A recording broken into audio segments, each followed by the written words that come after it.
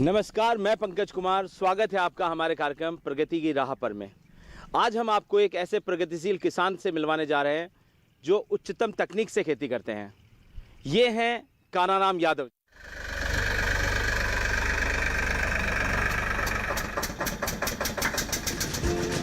कानाराम यादव ग्राम बसेड़ी, पंचायत समिति झोटवाड़ा, जिला जयपुर, राजस्थान के निवासी हैं। इन्होंने प्राथमिक तक शिक्षा प्राप्त की। इनके पास कुल जमा 4.5 हेक्टेयर जमीन है। इसी जमीन से खेती में उच्चतम तकनीक का उपयोग करके ये 20 से 25 लाख रुपए कमाते हैं। इन्होंने पशुपालन, बागवानी और फसल से अधिक उपज प्राप्त करने के लिए पॉली हाउस लगा रखा है, जिसमें इन्होंने 62 टन खीरे का सर्वाधिक उत्पादन किया है, जिसके लिए इनको राज्य स्तर पर सम्मानित किया गया है। आइए मिलते हैं कानाराम यादव से और इनसे बात कर रही हैं हमारी सहयोगी ममता माथुर।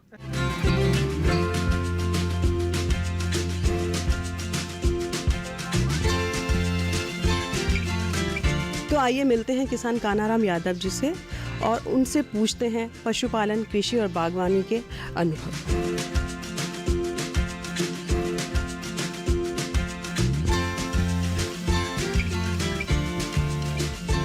कानाराम जी, आपके पास कौन कौन से पशु हैं? मेरे पास 5 भैंसें और 5 गायें हैं, जो कुंडी, नारनौर, हरियाणा से लाता हूँ।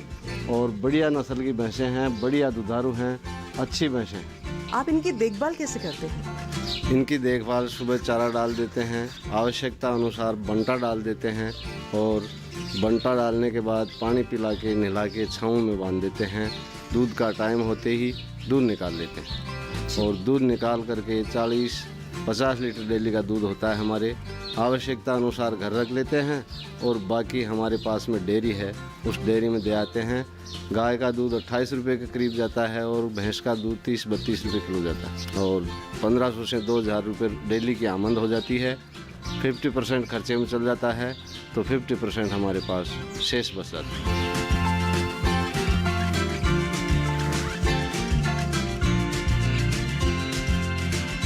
पशुओं के टीकाकरण के बारे में आप क्या सलाह देंगे?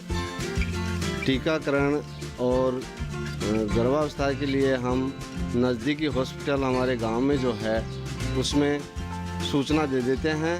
साल में 2-3 बार टीकाकरण कर जाते हैं और गर्भावस्था में हम 24 घंटे गाय को बोलने के बाद में टीकाकरण करवाते हैं, जो नज़दीकी हॉस्पिटल में सूचना देते ही डॉक्टर आके टीका लगा जाते हैं। मेरे किसान भाई और युवा पीढ़ी को मैं यही कहना चाहता हूँ कि समय पर टीकाकरण और देखरेख गर्भाशय की करवाएं, जिससे ताकि ज़्यादा से ज़्यादा लाभ मिल सके।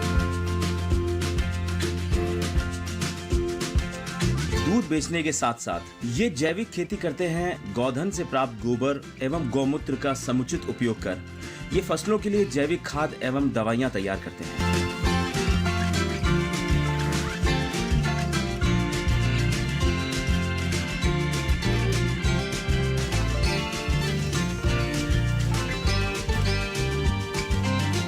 जैविक खाद देखिए, आप बताएंगे कि ये जैविक खाद आप कैसे बनाते हैं? इसको यहाँ डाल करके इसमें पानी डालते रहते हैं, फिर इसको जेसीबी से पलटी लगा करके 2, 4, 5, 7, 10 बार पानी छोड़ करके बिल्कुल सड़ा के तैयार कर देते हैं, जिससे इसका कचरा पट्टी सब गड़ सड़ के तैयार हो जाता है, जिससे इसका पूरा फंगस खत्म हो जाता है। इससे फिर खेत में कोई बीमारी नहीं आएगी। यदि अपन कच्चा खाद डालते हैं तो वो इसका आधा तो काम करता है और फंगस की बीमारी फैला देता है। अच्छा। इससे कोई फंगस नहीं आएगा और ये बिल्कुल डबल काम करेगा। उस खाद की बजाय, बना सड़ाई की बजाय, ये सड़ा हुआ खाद डबल काम करता है।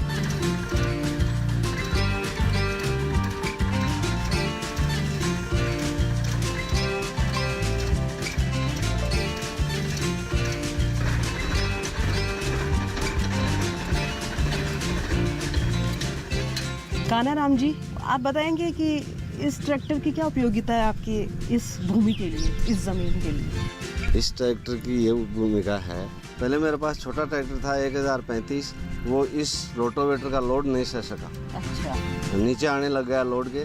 फिर मैं सोचा कि कोई बड़ा ट्रैक्टर लाऊं, तो 45 HP का ये बड़ा ट्रैक्टर लाया।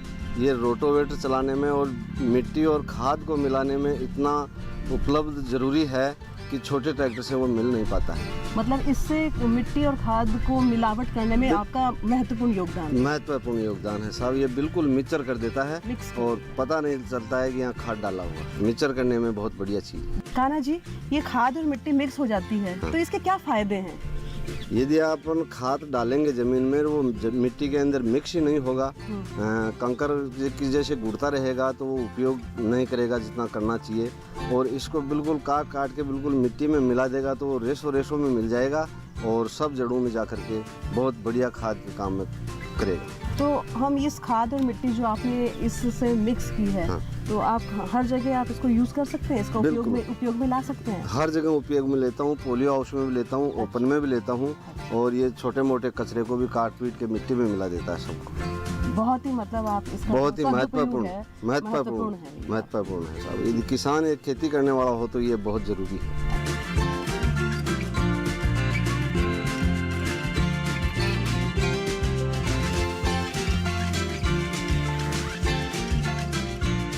आप ये जो दवा मिलाते हैं इसमें और जो आपके खेतों में जाती है, तो इसके क्या बेनिफिट, इसके क्या फायदे हैं, क्या है इसके? हम जो खुद दवाई बनाते हैं ऑर्गेनिक, हमारे तरीके से गाय का गूंत्र वो डाल डूल के सबको सड़ा के वो इसमें 10% ही डालनी पड़ती है, ताकि ये इसके द्वारा ड्रिप के द्वारा बूंद बूंद जड़ के अंदर जाती है और जड़ के अंदर जा कर के 10% ही 100% जो का काम कर देती है।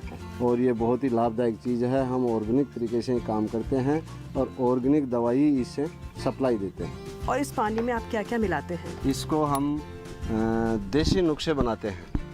आकड़ा, नीमड़ा, धतूरा, तंबाकू, ऐसे देसी नुस्खे होते हैं, उनको बिल्कुल सड़ाते हैं गायों के गूंत के अंदर, गायों के पेशाब में छिड़ा करके बिल्कुल उसको छान बीन करके फिर इसमें डालते हैं। और बीमारी जब आती है, हमको दिखते है कि इसमें छोटे मोटे कीटाणु है, फाल सेट नहीं हो रहा है और कुछ है, तो इसका छिड़काव करते हैं और बिल्कुल हरा हो जाता है खेत और फल लगना बहुत ही अति आवश्यक, ज़्यादा से ज़्यादा फल लग जाते हैं और बढ़िया पैदावार मिलती है हमको। जहर हम काम में नहीं लेते हैं। जहर से क्या होता है कि सभी बच्चों को और खाने वाले आदमियों को, सभी को ये जहर जाता है तो नुकसान करता है। इसलिए हम ऑर्गेनिक खेती पे आ गए हैं और आने वाले समय में हम अब कोकोविट मंगा रहे हैं और कोकोविट को प्लास्टिक के बेडों में डाल के ज़मीन से टच नहीं होने देंगे और कोकोविट में ही खीरे लगाएंगे अब की बार। और भी ऑर्गेनिक तरीके में घुस रहे हैं। पानी में जैविक दवाई क्यों मिलाते हैं और इसके क्या फ़ायदे हैं? पानी में जैविक दवाई इसलिए मिलाते हैं कि हम ये अंग्रेजी दवाइयाँ तो काम में लेते नहीं हैं, सब ऑर्गेनिक दवाइयाँ काम में लेते हैं जो हम खुद बनाते हैं। खुद बना करके इसमें घोल करके छड़ाते हैं तो सीधी जड़ में चली जाती है और जड़ में जाने से 10% दवाई 100% दवाई जितना काम करती है और बहुत ही बढ़िया फसल होती है।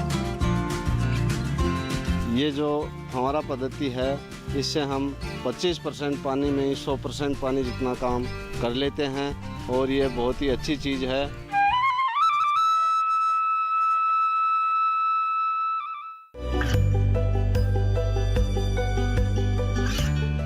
गांवों और पिछड़े क्षेत्रों में सरकारी योजनाओं की जानकारी पहुंचा।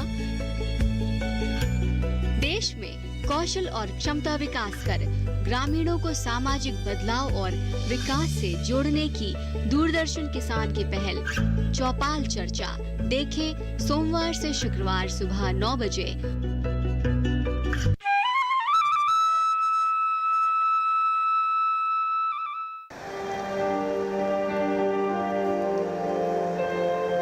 बरसात का पानी इकट्ठा करके सोलर पंप से ये पॉली हाउस एवं बाहर की खेती की सिंचाई भी करते हैं। चलिए पूछते हैं poly house, solar system point, filter और दोनों हौज का आज की कृषि में क्या उपयोग है, ये कितनी महत्वपूर्ण है आज की कृषि में। यादव जी, इन हौज जो आपने दोनों तरफ बना रखी है, इनमें पानी कहाँ से आता है? जब बारिश आती है तब इन पोली हाउसों के ऊपर जो बरसात होती है, हाँ जी। इनके प्लास्टिक लगी हुई है ऊपर और नाले बने हुए हैं, इनमें से पानी ढलक के हौद में आता है और पोली हाउस का पानी आकर के ये भर जाते हैं और बाहर से कहीं पानी नहीं लाना पड़ता है। पूरी बरसात में पोली हाउस के पानी से ये भर जाएगा और फिर इससे सप्लाई देते रहेंगे। और जब गर्मी पड़ती है तब इस सौर ऊर्जा से सबसे मेन फ़ायदा तो यह है कि टॉप पर ऊपर से जो फंवारे चलते हैं प्लास्टिक के ऊपर ज़्यादा टेम्परेचर में, वो चलाने पड़ते हैं। और भी ज़्यादा टेम्परेचर बढ़ता है तो अंदर जो फोगर लगे हुए हैं उससे एसी बनाना पड़ता है। दिन में ये सौर ऊर्जा ही काम दे सकती है, नहीं तो 3 फेज तो कभी आता है कभी नहीं आता। इसका सबसे मेन फ़ायदा ये भी है कि पॉली हाउस की खेती सौर ऊर्जा के बिना नहीं कर सकते। आप ये जो फव्वारा पद्धति अपना रहे हैं, इससे आप पानी की कितनी बचत कर लेते हैं और ये कितनी उपयोगी है आपकी खेती में? ये बहुत ही उपयोगी चीज़ है। इससे जैसे बरसात बरसती है वैसे पानी छिड़का जाता है। इससे हम 25% पानी में 100% पानी जितना काम कर लेते हैं। और ये बहुत ही अच्छी चीज़ है। ये 1-1.5 घंटे चलाने पर लाइन पी जाती है और लाइन पीने के बाद आगे लाइन रख देते हैं। और इसमें 8 दिन से पहले पानी की ज़रूरत नहीं पड़ती है, फिर दोबारा फव्वारा सेट लगा देते हैं। और ये बहुत ही बढ़िया सिस्टम है। सभी किसान भाइयों से निवेदन है कि फव्वारा पद्धति और ड्रिप ज़रूर लगाएं और इसका ज़्यादा से ज़्यादा कम पानी में ज़्यादा से ज़्यादा मुनाफा उठाएं और अपने देश को विकसित बनाएं।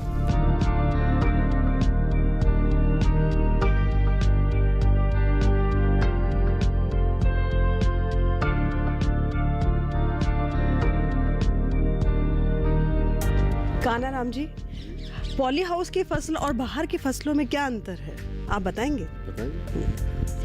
बाहर की फसल और पॉली हाउस की फसल में ये फ़र्क है, एक तो बिन मौसम की फसल बो सकते हैं आप। क्यों? इसमें बारिश नहीं आती है, पारा नहीं गिरता है, बेमौसम की फसल बो सकते हैं। दूसरी बात, ये 1 एकड़ का पॉली हाउस है। इसमें जो पैदावार निकलेगी सही तरीके का किसान सही तरीके से करेगा।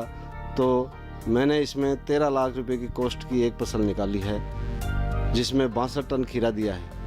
बाहर की फसल यदि मैं 20 बीघा पक्के में भी करता तो मुझे 13 लाख रुपए नहीं मिलते। और इसमें सिर्फ 4 बीघा कच्ची, जिसको 1 एकड़ बोलते हैं, उसमें मैंने 13 लाख रुपए के खीरे और 62 टन खीरे का उत्पादन दिया है। और 50 टन का तो देता ही रहता हूँ। वो एक राज्य स्तर पर मुझे अवार्ड भी मिला है उसमें, और मुझे सम्मानित भी किया गया है। और ये बहुत ही बढ़िया चीज़ है। युवा पीढ़ी के लिए नौकरी के लिए भटकने के बजाय इस लाइन में आ जाए और सही तरीके से खेती करे तो कभी भी गाठा नहीं पड़ेगा।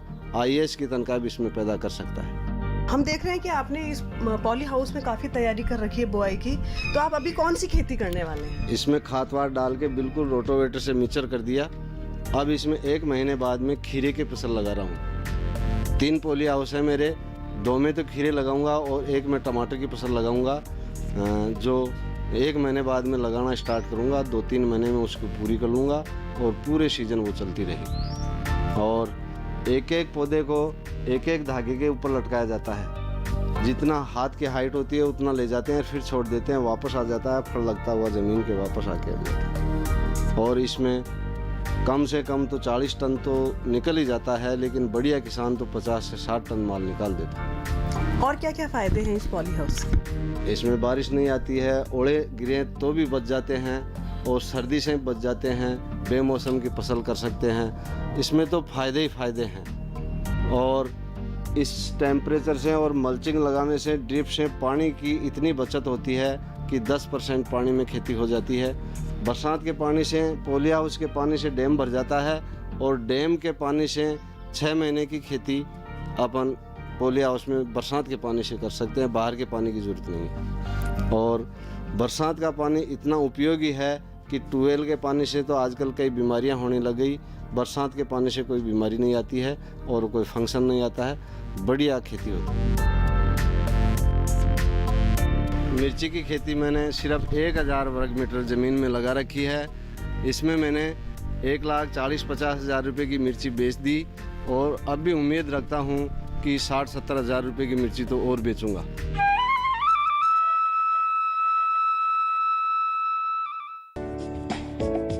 ये कामयाबी है अन्नदाता की। ये कहानी है खेत और खलिहानों की। कैसे करें अपने पशुओं की देखभाल, जानिए गांव-गांव के किसानों का हाल। देखिए गांव किसान, सोमवार से शुक्रवार दोपहर 12 बजे, सिर्फ डीडी किसान पर।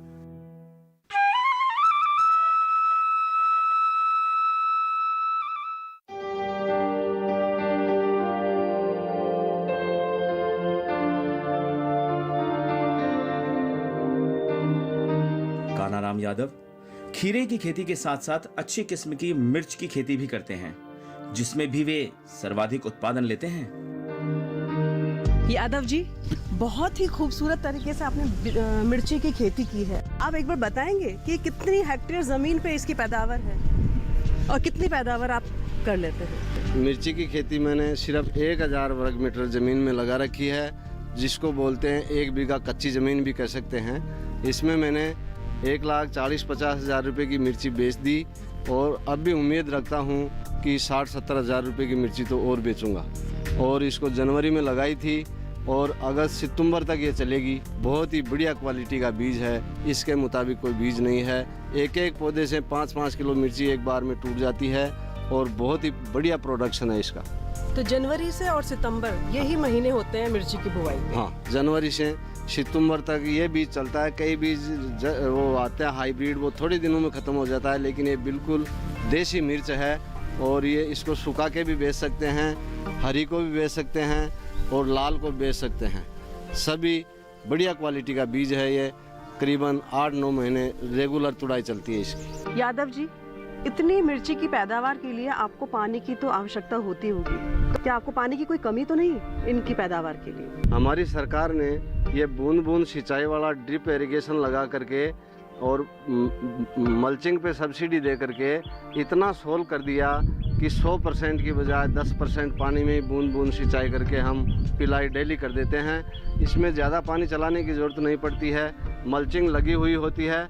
इसमें आधा घंटा डेली पानी दो और सिंचाई हो जाती है और बहुत ही कम पानी लगता है। छोटा किसान भी छोटे खेत में इस तरीके से खेती करके अपना परिवार गुजारा कर सकता है और अच्छी तरह पैदावार मिलती है इसमें। इसका प्रोडक्शन बहुत बढ़िया है। मिर्ची के उत्पादन में कितनी लागत आती है? मिर्ची के उत्पादन में 20% की लागत पूरी हो जाती है, जो आप फर्टिगेशन में मान लो, दवाई में मान लो और किसी भी खर्चे में मान लो 20% लागत लग जाती है। और मैं ऑर्गेनिक तरीके से खेती करता हूँ। ये मिर्ची स्वास्थ्य के लिए हानिकारक तो नहीं? नहीं, ये मिर्ची बिल्कुल देसी मिर्च है और स्वास्थ्य के लिए बिल्कुल लाभदायक मिर्च है। ये ऑर्गेनिक तरीके से मैं करता हूँ इसको और बहुत ही बढ़िया मिर्ची है। पेट को, मनुष्य को कोई नुकसान नहीं पहुँचाती है, देसी मिर्च है। यादव जी, इतनी बढ़िया खेती के साथ आपने ये फलों के पौधे भी लगा रखे हैं, तो ये इसका क्या राज है? आप बताइए। आपने फलों, आम के पौधे बहुत अच्छे लगा रखे हैं, ये हमने खेत में सब्जी लगा करके बीच में जो जगह बचती है, हाँ, उसमें आम के पौधे लगा देते हैं। अच्छा, ये जगह जगह हाँ, ये 4-5 साल पहले लगाया हुआ है। अच्छा। ये अभी तक 4-5 क्विंटल प्रोडक्शन देने लग गया है और अच्छा हमारे परिवार का खाने में और मंडी भी भेज देते हैं। अच्छा। आम बना लेते हैं और इसके अंदर आम की खेती भी कर सकते हैं और सब्जी भी कर सकते हैं और अनार की खेती भी कर सकते हैं। अच्छा। वो भी बहुत बढ़िया खेती है, उसमें सब्जी भी हो जाती है और अनार की पैदावार भी हो जाती है। अच्छी बात। खेती के साथ साथ एक पशुपालन, खेती से चारा मिल जाए, पशु से गोबर मिल जाए और सब्जी के अंदर फलदार पौधे लगाने से आम जैसे, अनार जैसे पौधे खाने को, बेचने को मिल जाए और आम के आम और गुठलियों के दाम हो जाए। ये सभी मिलाकर के किसान को खेती करना चाहिए, तभी सक्षम हो सकता है। किसी में घाटा तो किसी में बढ़िया पैदावार मिल जाती है, तो किसान को अच्छा प्रॉफिट हो जाता है। प्रगतिशील किसान कानाराम यादव फसलों का प्रोसेस कर एवं भंडारण करके अच्छी कीमत पर बेचते हैं। यादव साहब, आपने ये इतना बड़ा सारा ये क्या बना रखा है? ये प्याज भंडारण बना रखा है और इसमें प्याज स्टॉक करते हैं। तो आप मिर्ची की खेती के साथ साथ प्याज की खेती भी करते हैं? प्याज की खेती भी करता हूँ। तो प्याज की खेती की कितनी पैदावार है? प्याज की खेती में 5 बीघा के करीब करता हूँ कच्ची में। अच्छा। और 1 बीघे कच्ची में करीबन 4 टन की पैदावार हो जाती है। अच्छा। वो इसमें स्टॉक करके भाव आने पर 4-5 महीने बाद बेच देता हूँ। अच्छी बात है। और ये किस माह में प्याज की जो खेती है वो किस महीने में आप शुरू करते हैं? ये जनवरी में रुपाई करते हैं और मार्च अप्रैल में उपाड़ लेते हैं। अच्छा। उपाड़ करके इसमें स्टॉक कर देते हैं। स्टॉक फिर मतलब मार्केट में आप इसके बाद ही मार्केट में अब जुलाई अगस्त के अंदर इसको खोलते हैं और बाजार में भाव मिल जाता है अच्छा, जो वहाँ बेच देते हैं। अच्छा। तो इससे कितनी आपकी कमाई हो जाती है, कितनी? इससे हमारे को 5 रुपए किलो का भाव होता है जब हम उखाड़ते हैं। अच्छा। तो इस टाइम हमारे को 10-12 रुपए किलो का भाव मिल जाता है, डबल भाव मिल जाता है। डबल। स्टॉक से ये बहुत फायदा है। अच्छा। और ये राष्ट्रीय बागवानी मिशन के तहत बना हुआ है और इसमें मेरे को 75,000 रुपये सब्सिडी दी गई थी और 1.5 लाख रुपए के करीबन इसमें लागत आई। प्रगतिशील किसान कानाराम यादव को उत्कृष्ट खेती करने के लिए सरकारी एवं गैर सरकारी संस्थाओं द्वारा सम्मानित किया गया है। बसेड़ी गांव के कानाराम जी यादव अच्छा पैसा कमाया और कमा रहे हैं और आगे से आगे बढ़ते जा रहे हैं और तकनीकी बढ़िया से बढ़िया लेने की कोशिश कर। हर चीज़ जैसे फसल खीरा हुआ, शिमला मिर्च हुई, खरबूजा हुआ, इसमें फूलों की भी खेती कर रहे हैं, चेरी टमाटर की भी खेती कर रहे हैं, ब्रोकली गोभी भी ले रहे हैं फसल। उन्होंने 62 टन खीरा लिया और ऑर्गेनिक खेती भी कर रहे हैं और उनको राज्य पुरस्कार मिला और इससे किसानों की काया पलट हो जाएगी। कानाराम जी, आपको इतने सारे अवार्ड से सम्मानित किया गया, चेक प्रदान किया गया, तो आप बताएंगे कि ये सब आपको कैसे और कहाँ से प्राप्त? ये मुझे 2015 में राज्य स्तर का अवार्ड मिला है जो माननीय मुख्यमंत्री जी ने सम्मानित किया था और 50,000 रुपये का ये एक चेक भी दिया था। अच्छा। 2015 में 21/5/2015 अब इसी वर्ष इसी वर्ष मिला। आपको ये प्रदान। और ये खीरा के उत्पादन के विषय में दिया गया है कि राजस्थान में पोली हाउस में 62 टन की खीरे की पैदावार हुई थी। वो एक राजस्थान का रिकॉर्ड था। आज पहले कोई 62 टन खीरा नहीं दे सका जो मैंने दिया है। उस विषय में अवार्ड मिला। कृषि अनुसंधान केंद्र, यहाँ से भी प्रमाण पत्र आपको प्राप्त हुआ, तो ये किस संदर्भ में आपको मिला? ये ओपन खेती करता था उस टाइम में, मैं पोली हाउस नहीं था। तो ओपन खेती में मिर्ची, प्याज और तरबूज लगा रखा था। तो ओपी गिल साहब आए, उन्होंने सर्वे करके यहाँ एक मीटिंग रखी और ये दुर्गापुरा कृषि वालों ने मुझे दिया इनाम और एक दी स्प्रे मशीन जो खेती के अंदर दवाइयों का स्प्रे करते हैं ना, वो मशीन दी जिससे कीटनाशक के लिए छिड़काव के। और हमारी युवा पीढ़ी और बाकी के किसानों को भी इस तरह से अच्छे संदेश दें कि हमारी युवा पीढ़ी भी इसी तरीके से खेती करे। एक तो पोली हाउस सबसे लाभदायक चीज़ है। ये 10% ज़मीन में भी 100% ज़मीन जितनी पैदावार देता है और बढ़िया तरीके से खेती की जाए तो पैदावार बहुत अच्छी मिलती है। और युवा पीढ़ी भटकने के बजाय इस लाइन में आ जाए तो हमारा भविष्य और हमारे देश का भविष्य उज्जवल हो जाएगा और बहुत अच्छी तरह से पालन पोषण होगा।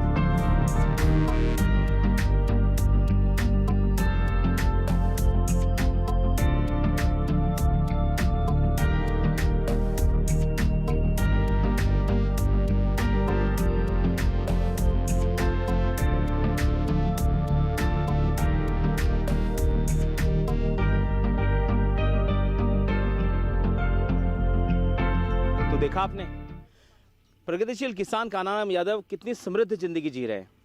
अब गांव के युवाओं को शहर की ओर भागने की जरूरत नहीं है। आप भी इस तकनीक से प्रेरणा लेकर खेती में समृद्धि पा सकते हैं और अपनी आय को बढ़ा सकते हैं। हमारे इस कार्यक्रम की अगली कड़ी में हम आपको मिलवाने जा रहे हैं पद्म श्री हुकुमचंद पाटीदार जी से, जो ग्राम मानपुरा, जिला झालावाड़, राजस्थान के निवासी हैं। इन्होंने बीज उपचार की एक ऐसी विधि तैयार की है जो फसलों के लिए उपयोगी है और किसानों के लिए लाभदायक है। तो देखते रहिए हमारा कार्यक्रम प्रगति की राह पर।